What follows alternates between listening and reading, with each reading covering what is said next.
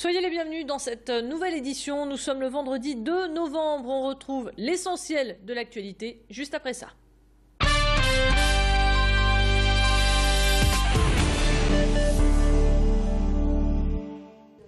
Chaque premier vendredi du mois, le comité du Nord de la Ligue contre le cancer organise un atelier d'écriture ouvert aux malades et à leurs proches. Ce vendredi, la rencontre était organisée autour de Franck Tillier, auteur nordiste, maître du polar français. Il est venu expliquer notamment ses façons d'écrire et parler de son dernier livre, Atom K, relatant des conséquences de la catastrophe nucléaire de Tchernobyl. Ça me touche parce que justement dans le Nord, il y a pas mal d'associations qui font venir des enfants d'Ukraine, qui vivent justement dans ces régions contaminées. Et moi, il y a une petite dizaine d'années, j'avais accueilli un enfant ukrainien et qui était malade déjà à cause de la radioactivité. Donc ça m'avait touché. Et puis l'idée est revenue là. Je me suis dit, c'est le moment de faire un livre autour de ce thème. Le coup d'envoi des emplois d'avenir a été donné ce jeudi 1er novembre. Alors que le chômage touchait 22,7% des 15-24 ans au deuxième trimestre, le gouvernement ambitionne de créer 150 000 de ces emplois aidés d'ici 2014, dont 100 000 en 2013. La région de son côté a créé une première plateforme sous l'égide d'un pacte pour l'avenir et l'emploi des jeunes. Objectif, rapprocher les entreprises de la jeunesse et créer d'ici 4 ans 50 000 solutions d'emploi. Description du dispositif par Tanguy Lécluse. Nous sommes la région la plus jeune de France, celle aussi où le chômage de cette catégorie est le plus important. C'est pour enrayer ce paradoxe que la toute première plateforme pour l'emploi des jeunes Lille Métropole Pays du Pévélois est inaugurée devant 500 décideurs régionaux. L'expérimentation a duré 1 an et a permis à des centaines de jeunes de trouver un premier emploi. Je suis embauché chez GFI pour le compte de la SNCF en alternance. Je trouve que c'est une bonne idée le pacte parce que ça permet aux jeunes, comme moi, d'acquérir directement un travail, de se rapprocher des entreprises surtout. Se rapprocher des chefs d'entreprise, c'est bien l'objectif affiché par la région. Cette plateforme est d'ailleurs présidée par un entrepreneur du Nord et s'installe à la Cité des Échanges, un lieu de passage important du patronat.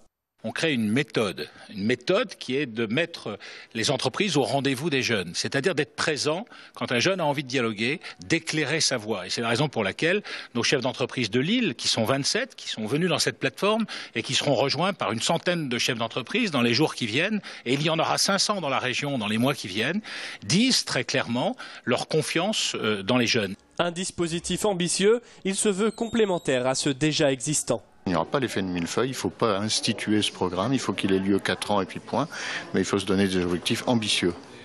14 plateformes de ce type devraient être mises en place dans la région d'ici le premier trimestre 2013. La ville de Lille double sa production d'électricité. C'est 540 mètres carrés de surface supplémentaire sur le toit de cette salle de sport Louison Bobet viennent s'ajouter aux 253 mètres carrés de panneaux solaires existants, produisant déjà 100 000 kWh.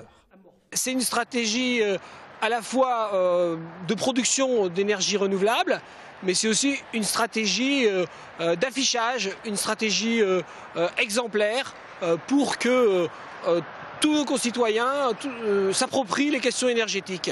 Qu'il n'y a pas que les centrales nucléaires, que les centrales à gaz, etc., que tout un chacun, on est responsable, on peut être responsable de la production d'électricité, et on peut être autonome finalement ou aller vers une autonomie énergétique. Une énergie qui est vendue à ERDF. 3 autres chantiers sont en cours cette année qui porteront la production municipale à 210 000 kWh, soit la consommation annuelle de 70 familles.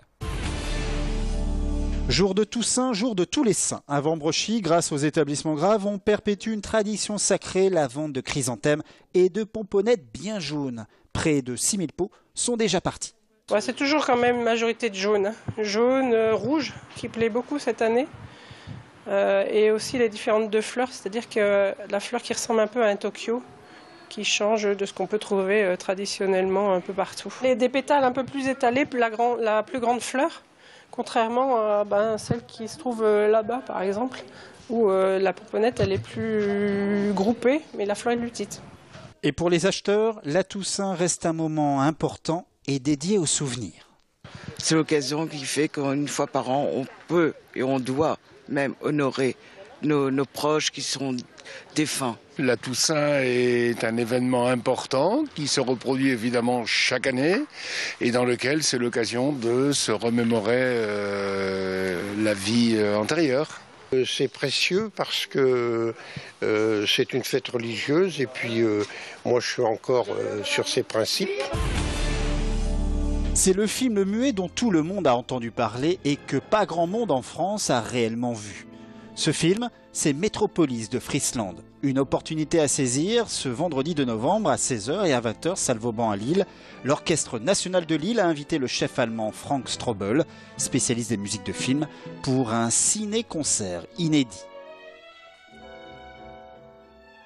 Le ciné-concert, c'est un concept qui remonte à l'époque du cinéma muet, à l'époque où les films étant muets, on les accompagnait par de la musique. Et bon, on pourrait imaginer que ce concept est caduque aujourd'hui, mais on a continué à pratiquer ces films muets accompagnés par de la musique. C'est très agréable de travailler avec tous les musiciens. Ils sont très concentrés, c'est une partition très importante, vraiment pas facile à jouer pour eux. Mais ils sont très engagés. On a fait de très bonnes répétitions ensemble. Et je dois dire qu'il y a une très bonne atmosphère, donc j'attends vraiment avec impatience le concert.